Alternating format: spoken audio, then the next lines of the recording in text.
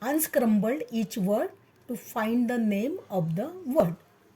I am going to teach you how to write the words. Okay.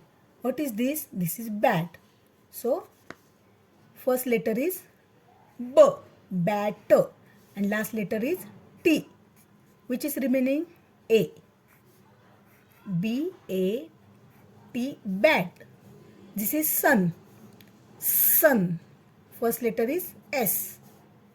Last letter is sun. N. And remaining is U. S, U, N, sun. This is bow. First letter is B. Last letter is W. And what is remaining? O. B, O, W, bow. This is nib. N. First letter is N. And last is B. Nib. B. Which is remaining? I. Nib.